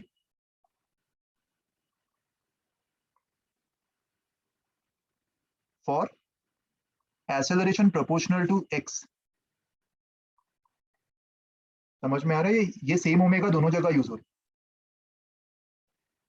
अभी डाउट इसमें आ रहा होगा तुम्हें कि ये कौन से सर्कुलर मोशन का एंगुलर स्पीड है, यस और नो? हाँ सर। इसको अपन क्लैरिफाई करेंगे अगली स्लाइड पे। बट अभी के लिए इतना समझ में आ रहा है कि जो कांस्टेंट ऑफ प्रोपोर्शनैलिटी है उसको मैंने ओमेगा स्क्वायर असाइन कर दिया, ये नाम असाइन कर दिया। सर मतलब वो इक्वेशन में वो एक कांस्टेंट डिनोट कर रहा है ना? Yes, it's just a constant, एक कांस्टेंट नंबर की तरह मानो। बट वो कांस्टेंट का सिग्निफिकेंस क्या होगा वो मैं तुम्हें बता दूंगा। It's some angular speed of some circular motion. और इसको सॉल्व करने पर सोल्यूशन क्या आया हमारा? Velocity in terms of x ये आ गया। ये तुम्हें मेमोराइज करना है, ये इक्वेशन। और इसको जब मैंने फर्दर सिंप्लीफाई किया तो displacement in terms of time, ये वाला इक्वेशन आ गया, x equals to a sin omega t plus 5। इसको भी तुम्हें मेमोराइज करना। यहाँ तक समझ में आ गया सबको? Yes sir. श्योर। इस डेरिवेशन के लिए अपने नोटबुक में 2 पेज छोड़ो और इसको खुद से डिराइव करने की कोशिश करना, अभी कॉपी पेस्ट मत करो। विवेक बताओ क्या डाउट है? सर आप एक बार क्विकली सम कर सकते हो क्या 1 and 2 को, मतलब ऐसे क्विक रिवीजन? इक्वेशंस जो मैंने डिराइव किए केस 1 and 2।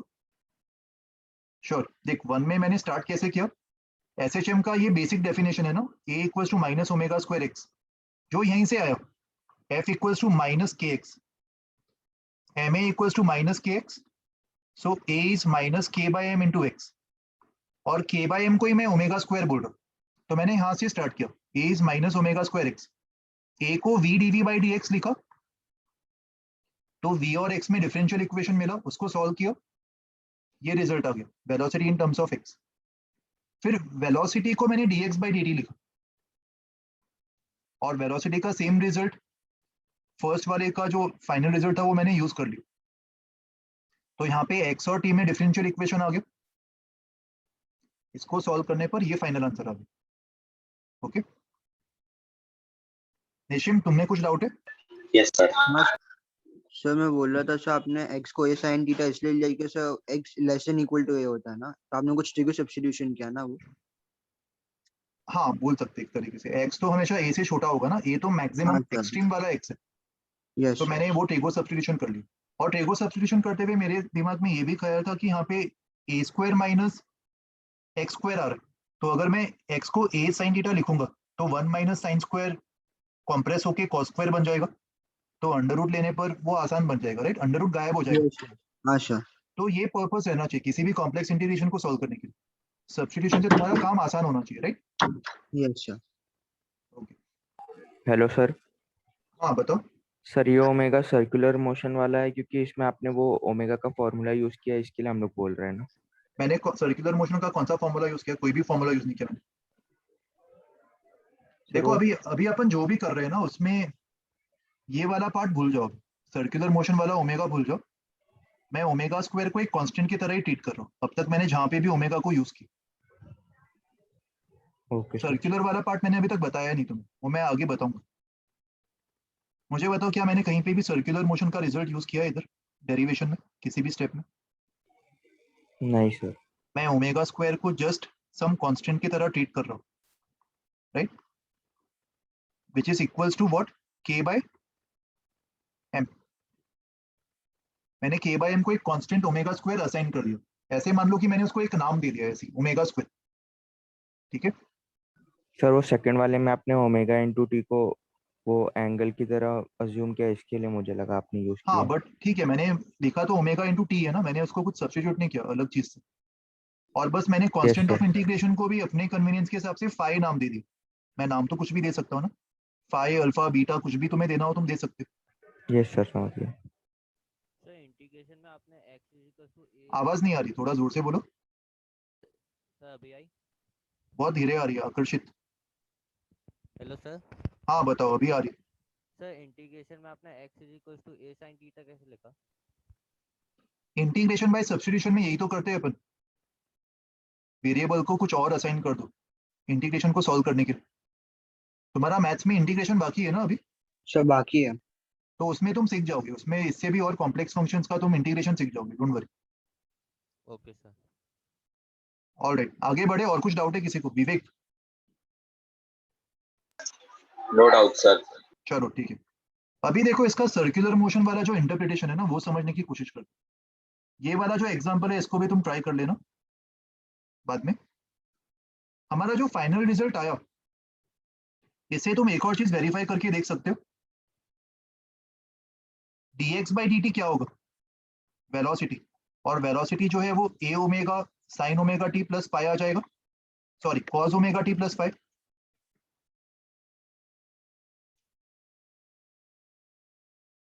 राइट। और एक्सेलरेशन के लिए मैं एक बार वापस डिफरेंशिएट करूंगा, तो acceleration minus a omega square sine omega t plus pi आ जाएगा, और a साइन ओमेगा t तो x के इक्वल है, तो देखो ये सेटिस्फाई कर रहा है, a equals to minus omega square x, final result जो है वो इसको सेटिस्फाई कर रहा है ना। yes, और sir. ऑब्वियसली सेटिस्फाई करना भी चाहिए क्योंकि मैंने इसी को बेस लेते हुए स्टार्ट किया था डेरिवेशन, तो एंड रिजल्ट भी ये इक्वेशन को सेटिस्फाई करेगा ऑब्वियसली। तो अगर तुम्हें वेरीफाई करना है कि कोई भी चीज एसएचएम है कि नहीं, जैसे ये वाले एग्जांपल में x equals to b sin omega t plus c cos omega t, ये एसएचएम है कि नहीं, अगर ये तुम्हें वेरीफाई करना है तो दो बार डिफरेंशिएट करके देखो, और चेक करो कि वो ये वाला इक्वेशन सेटिस्फाई कर रहा है कि नहीं। अगर वो कर रहा होगा तो वो SHM ही होगा। और तुम्हें समझ में आ गया होगा अब तक कि ऐसे टाइप की जो इक्वेशंस है A sin ओमेगा टी या फिर cos ओमेगा टी, ये SHM को सेटिस्फाई कर जाएंगे क्योंकि 2 बार डिफरेंशिएट करने पर वो इस इक्वेशन को सेटिस्फाई कर जाएंगे, राइट। ये तुम बाद में वेरीफाई करके देख लेना। अभी देखो सर्कुलर मोशन और SHM में क्या रिलेशन होगा, इसको समझने की कोशिश करते हैं।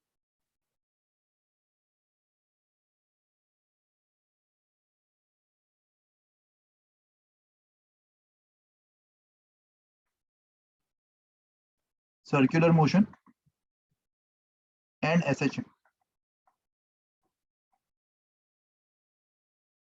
साथ में यूनिफॉर्म भी मैं ऐड कर देता हूँ ताकि कोई कंफ्यूजन ना रहे। हम लोग यूनिफॉर्म सर्कुलर मोशन की बात कर रहे हैं।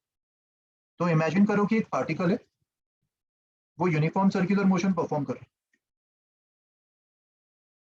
क्या वो यूनिफॉर्म सर्कुलर मोशन SHM होगा? No sir. No, that is not an SHM। तो यहाँ पे रेफरेंस के लिए मैं एक्स एक्सिस बना देता और ये वाई एक्सिस। एक पार्टिकल है जो यहाँ से स्टार्ट कर रहा है और कांस्टेंट ओमेगा से वो सर्कुलर मोशन परफॉर्म कर रहा है। हम लोग हमेशा ओमेगा का सेंस कैसा लेंगे, क्लॉकवाइज या एंटी क्लॉकवाइज? बाय डिफॉल्ट हमेशा ओमेगा को एंटी क्लॉकवाइज मान लेंगे। अपन positive angles anti clockwise direction में मेजर करते हैं ना। Yes sir. Anti clockwise sense.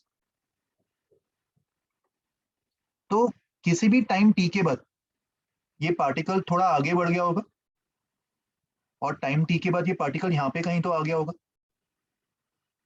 ये t = 0 से यहाँ पे स्टार्ट कर रहा है and after any general time t particle यहाँ पे रीच कर गया। तो मुझे बताओ सेंटर पे वो कितने एंगल से डिस्प्लेस हुआ होगा, एंगुलर डिस्प्लेसमेंट थीटा कितना रहा होगा टाइम t के बाद। अगर वो ओमेगा एंगुलर स्पीड से मूव कर रहा है तो टाइम t के बाद ये थीटा कितना हो गया होगा, ओमेगा t, राइट। यस। और इस पार्टिकल का जो प्रोजेक्शन होगा y एक्सिस पे और x एक्सिस पे, इसको अपन y कंपोनेंट मान लेते और इसको x कंपोनेंट। और सर्कल का जो रेडियस है, जिस सर्कल में ये मोशन परफॉर्म कर रहा है, सर्कल का रेडियस में a मान देता हूँ। a cos theta a sin theta. तो यहाँ पे x की जो वैल्यू होगी, अगर ये a है तो x जो है वो a cos थीटा होगा और y जो है वो क्या होगा, a sin थीटा, राइट। और देखो पार्टिकल जैसे जैसे मूव करेगा, यहाँ पे एक चीज इमेजिन करो, विजुअलाइज करो। जैसे पार्टिकल यहाँ से यहाँ जा रहा है इस पाथ के अलोंग, तुम देख पा रहे हो उसका जो y का प्रोजेक्शन है वो यहाँ से यहाँ जाने वाला है इस पाथ के अलोंग, देख पा रहे हो ये? Yes sir. फिर जैसे ही पार्टिकल आगे जाएगा यहाँ से यहाँ, उसका प्रोजेक्शन वापस यहाँ से यहाँ नीचे आ जाएगा। पार्टिकल जब वापस आगे गया यहाँ से यहाँ, प्रोजेक्शन ऐसे जा रहा है इधर से इधर, और पार्टिकल फर्दर जब आगे गया इधर से इधर, अपवर्ड्स। प्रोजेक्शन वापस ऊपर जा रहा है। मतलब पार्टिकल तो सर्कुलर मोशन परफॉर्म कर रहा है, मगर जो उसका प्रोजेक्शन है वो ऑसिलेटरी मोशन परफॉर्म कर रहा है, यहाँ से यहाँ, फिर यहाँ से नीचे, फिर वापस नीचे और फिर वापस ऊपर। तो एटलीस्ट ये तो सब विजुअलाइज कर पा रहे हो कि प्रोजेक्शन का मोशन ऑसिलेटरी है, बट वो ऑसिलेटरी मोशन SHM है कि नहीं, क्या ये बोल सकते हैं अपन अभी इस स्टेज पे? SHM होने के लिए कंडीशन क्या चाहिए थी? Acceleration should be minus some constant times x। वो कांस्टेंट क्या है अभी उसको भूल जाओ, मैंने पहले उस कांस्टेंट को क्या नाम दिया था, ओमेगा स्क्वायर, बट अभी भूल जाओ उस कांस्टेंट को। अभी मान के चलो कि acceleration is some constant times x। अगर ये कंडीशन सेटिस्फाई हो रहा है तो कैन आई से this is sufficient condition for SHM। अपन इसको देखते हुए SHM बोल पाएंगे, राइट। यस। तो अभी जो y का प्रोजेक्शन था a sin थीटा, थीटा को मैं ओमेगा t लिख सकता हूँ, a sin ओमेगा t। तो इसका वेलोसिटी क्या होगा, a omega cos omega t, और एक्सेलरेशन क्या होगा, minus a omega square sin omega t। तो तुम्हें दिख रहा है यहाँ पे acceleration is coming out to be some negative constant times x, और वो कांस्टेंट क्या है, वो कांस्टेंट क्या है? Omega square. Omega square. तो अभी तुम्हें इसका रीजन समझ में आया, ये कांस्टेंट को मैं ओमेगा स्क्वायर क्यों बोल रहा हूँ, और मैं यस कौन सर, से समझ सर्कुलर मोशन का रेफरेंस ले रहा हूँ। सर्कुलर मोशन कौन परफॉर्म कर रहा है? ये रेड वाला डॉट, कंपोनेंट्स। ये रेड वाला डॉट सर्कुलर मोशन परफॉर्म कर रहा है, और कंपोनेंट्स ये जो ब्लू वाला डॉट है जो इसके अलोंग जा रहा है, ये कैसा मोशन परफॉर्म कर रहे हैं? ये SHM। एसएचएम परफॉर्म कर रहे हैं। और वैसे ही एक्स वाला जो कंपोनेंट होगा वो भी एसएचएम परफॉर्म कर रहा होगा। Yes sir. एक्स कंपोनेंट कितना आ जाएगा? ए कॉस ओमेगा टी, ऑलरेडी यहाँ पे लिख चुका हूं मैंने। तो ओरिजिनल पार्टिकल कैसा मोशन परफॉर्म कर रहा है, सर्कुलर या SHM? Original particle circular. Circular, मगर उसके जो कंपोनेंट्स है, उसके जो प्रोजेक्शंस है, ये प्रोजेक्शंस एसएचएम परफॉर्म कर रहा है। ये बात समझ में आई सबको? Yes sir. इसको लिख लो अच्छे से। आज का ये आखिरी पार्ट है, इसको लिख के खत्म करो। इसके आगे अपन नेक्स्ट टाइम कंटिन्यू करेंगे। श्योर। हाँ बताओ। मेरा नेट अटक रहा था साहब, एक बार समराइज कर सकते हैं ये पार्ट को? समझा नहीं आपने। मैं समराइज कर लेता हूँ। ये जो नेट पार्टिकल है, एक पार्टिकल मान ले, this particle is performing uniform circular motion, right? Anti clockwise sense में, एंटी क्लॉकवाइज सेंस में वो यूनिफॉर्म सर्कुलर मोशन परफॉर्म कर रहा है। मैंने मान लिया कि वो थीटा इक्वल्स टू 0 से स्टार्ट कर रहे हैं, टाइम t इक्वल्स टू 0 पे। तो किसी भी टाइम t के बाद उसने कुछ एंगल ट्रेवल कर लिया होगा थीटा, और वो यहाँ पे पहुंच गया होगा आफ्टर टाइम t, यहाँ से स्टार्ट करते हुए। तो इस समय उसके जो x और y कंपोनेंट्स होंगे, x कंपोनेंट जो होगा वो a cos ओमेगा t होगा। सर्कल का जो रेडियस है उसको मैं a मान रहा हूँ। इसको a मानने का लॉजिक समझ में आया सबको? a मैंने इसलिए माना ताकि प्रोजेक्शन का जो मैक्सिमम डिस्प्लेसमेंट है, ये जो शेडोज होंगे इसके projections, x component and y component, वो अपने सेंटर वाले पोजीशन से मैक्सिमम कितना दूर जा रहे हैं? सर्कल के रेडियस के इक्वली दूर जा रहे हैं। और उसी को अपन क्या बोलते थे एसएचएम? Yes sir. उसी को अपन एम्पलीट्यूड बोलते थे, करेक्ट। तो यहाँ पे जो इसके प्रोजेक्शंस होंगे, x component and y component, x component will be a cos omega t and y component जो है वो a sin ओमेगा t होगा। तो इस y कंपोनेंट को अगर मैं एनालाइज करता हूँ फर्दर, इसको डिफरेंशिएट करने पर मुझे y कंपोनेंट का वेलोसिटी मिल जाएगा, which will be what? a omega cos omega t। और इसको फर्दर एक बार डिफरेंशिएट करने पर मुझे y कंपोनेंट का एक्सेलरेशन मिल जाएगा। और चेक करो ये y कंपोनेंट का जो एक्सेलरेशन है वो इस कंडीशन को सेटिस्फाई कर रहा है। यस, इस कंडीशन को सेटिस्फाई कर रहा है, और सेटिस्फाई करते हुए constant of proportionality omega square के इक्वल आ रहा है, राइट? तो इसीलिए नेक्स्ट टाइम में किसी भी एसएचएम में जब भी acceleration some constant times x आएगा, उस कांस्टेंट को अपन ओमेगा स्क्वायर मान लेंगे। एंड करस्पॉन्डिंग टाइम पीरियड क्या होगा? मुझे बताओ, ये जो y कंपोनेंट होगा इसको एक साइकिल को कंप्लीट करने के लिए कितना टाइम लग रहा होगा? कहना है सेम टाइम लग रहा होगा जितना पार्टिकल को एक सर्कल कंप्लीट करने में लग रहा है। Yes, sir. तो इसलिए टाइम पीरियड, एसएचएम का भी जो टाइम पीरियड है वो अपन सर्कुलर मोशन के टाइम पीरियड से इक्वेट कर सकते हैं यहाँ पे, which will be 2 pi upon omega. और इसको अपन जनरलाइज कर सकते हैं। नेक्स्ट टाइम से तुम्हें सर्कुलर मोशन का भी रेफरेंस लेने की जरूरत नहीं। जब भी इक्वेशन इस फॉर्मेट में आ रहा होगा, acceleration equals to some constant times x, constant को ओमेगा स्क्वायर मान लो एंड टाइम पीरियड को 2 पाई अपॉन ओमेगा लिख दो, सिंपल। Okay sir. यस बताओ। सर आपको येलो से और एक बार बोल सकते हो क्या सर? येलो में जो मार्क किया हुआ है डायग्राम में, हाँ सर, वो आपने डिफरेंट पार्टिकल यहाँ से स्टार्ट कर रहा है और किसी भी टाइम t के बाद वो यहाँ पे पहुंच गया, इतना पाथ ट्रेवल करके, और सेंटर पे उसने थीटा एंगल बना लिया ऐसा करते हुए। तो थीटा ओमेगा t के इक्वल होगा ना? Yes sir. तो x को a cos थीटा लिख सकते, which is a cos omega t, theta को ओमेगा t डालो, and y is a sin theta, मतलब y a sin omega t हो जाएगा। Yes sir. अच्छा सॉरी, मैंने x का a cos थीटा ही लिखा, तो इसको मैं थीटा को सब्स्टिट्यूट करके x को a cos ओमेगा t भी लिख सकता हूँ। बट मैं x के लिए सॉल्व नहीं कर रहा हूँ, मैं खाली y को ऑब्जर्व कर रहा हूँ। y को जब मैं डिफरेंशिएट करूंगा तो y में वेलोसिटी मिल जाएगा और एक बार वापस डिफरेंशिएट करने पर एक्सेलरेशन मिल जाएगा। एक्सेलरेशन तुम देख पा रहे हो, माइनस ओमेगा हाँ, square sir. Times a sine omega T, और a साइन ओमेगा टी तो x के इक्वल था, सॉरी y के इक्वल था, तो ये माइनस ओमेगा स्क्वायर y हो जाएगा। यहाँ पे मुझे y लिखना चाहिए था, बट इन एनी केस तुम देख पा रहे हो यहाँ पे एक्सेलरेशन प्रोपोर्शनल टू डिस्प्लेसमेंट आ रहा है, तो ये SHM है, ये प्रूफ हो गया। हाँ सर। और जो कांस्टेंट ऑफ प्रोपोर्शनैलिटी है उसको अपन क्या नाम दे रहे हैं इधर, ओमेगा स्क्वायर। इसीलिए प्रीवियस डेरिवेशंस में भी मैंने कांस्टेंट ऑफ प्रोपोर्शनैलिटी को ओमेगा स्क्वायर नाम दे दिया था। अभी सब रिलेट कर पा रहे हो इसको? हाँ सर, अभी हो रहा है सर। सर तो मतलब बस प्रोजेक्शंस SHM परफॉर्म कर रहे हैं ना? यस, वेरी गुड, यही मैं तुम्हें समझाने की कोशिश कर रहा हूँ। यहाँ पे original particle circular motion perform करे which is not SHM, but उसके जो प्रोजेक्शंस है वो SHM परफॉर्म करे। सर एक्स डायरेक्शन में सिर्फ वाई डायरेक्शन में ना? दोनों डायरेक्शन में। y का तो मैं पहले ही बता चुका हूँ, x में भी क्या होगा, x में जब पार्टिकल यहाँ से यहाँ जाएगा तो उसका जो x प्रोजेक्शन है वो यहाँ से यहाँ जाएगा। Yes sir. पार्टिकल फर्दर जब x में, सॉरी पार्टिकल जब सर्कल में यहाँ से यहाँ जाएगा तो x में प्रोजेक्शन यहाँ से यहाँ जाएगा, राइट। फिर सर्कुलर मोशन में जब वो यहाँ से यहाँ आएगा x पे वापस रिटर्न, एंड फाइनली सर्कुलर पे यहाँ से यहाँ x पे वापस इधर आ जाएगा, राइट। तो x का जो प्रोजेक्शन है वो कहाँ से स्टार्ट करते हुए SHM परफॉर्म कर रहा है, मीन से या एक्सट्रीम से?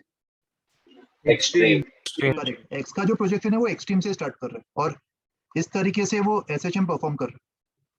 बट y का जो प्रोजेक्शन था वो मीन से स्टार्ट कर रहा है ऐसे, फिर रिटर्न ऐसे और वापस मीन पे, वो इस तरीके से SHM परफॉर्म कर रहा है। तो दोनों ही प्रोजेक्शंस SHM परफॉर्म कर रहे हैं, ये विजुअलाइज कर पा रहे हो अभी तुम लोग? Yes sir.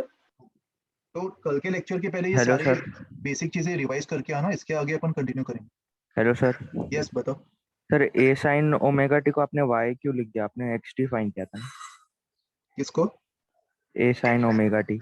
a sin omega T y है ना इधर, ये y को अपन ने a sin ओमेगा टी बोला था, y was a sin theta. हाँ यस सर। ये जो मैंने यहाँ पे x के लिखा हुआ लिए है भी ये करेंगे इक्वेशन, तो भी वैसे सेम रिजल्ट आएगा ना?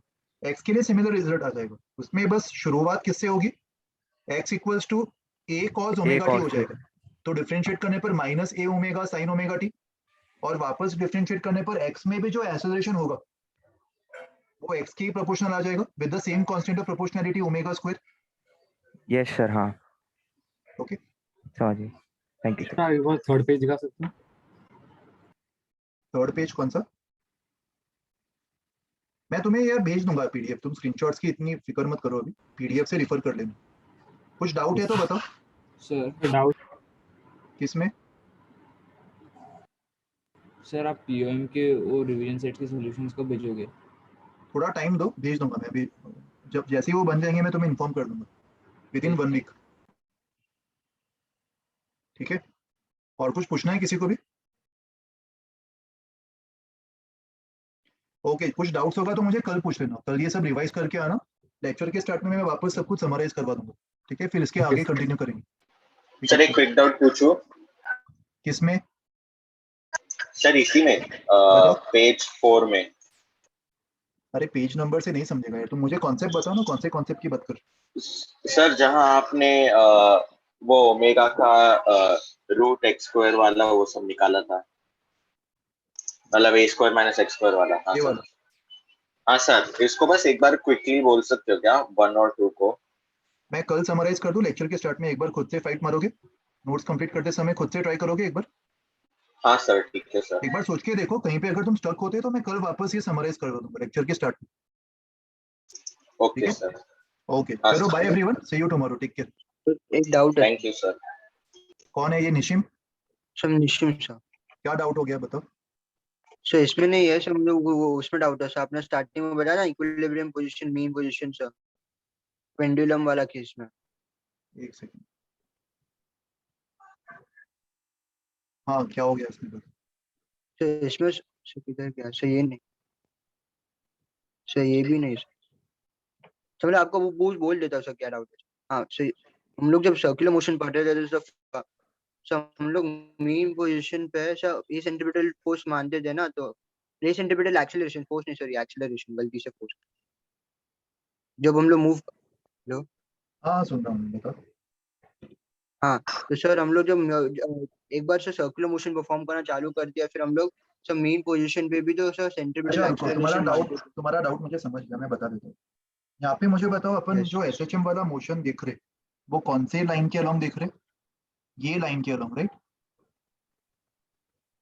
यस ऐसे हो रहा है ना, इस लाइन के अलोंग मोशन हो रहा है एसएचएम का। हाँ तो जब मैं बोल रहा हूँ कि मीन पोजीशन पे एक्सेलरेशन 0 है, that means I am talking about only this component. इस डायरेक्शन में एक्सेलरेशन 0 होगा along the line of motion. Yes sir तो तुम जो बोल रहे हो सेंट्रीपिटल, वो हो सकता है, that is okay, but mean position पे along the line of motion, जिस लाइन के अलोंग मोशन हो रहा है, एसएचएम हो रहा है, उस लाइन के अलोंग तुम्हें दिख रहा है एक्सेलरेशन 0 है। मीन पोजीशन पे देयर विल बी नो अच्छा। Tangential acceleration, right? हाँ सर क्लैरिफाई हो गया ये डाउट अभी? यस सर ऑलराइट, चलो ठीक है, हाँ सर क्लैरिफाई हो गया, थैंक यू।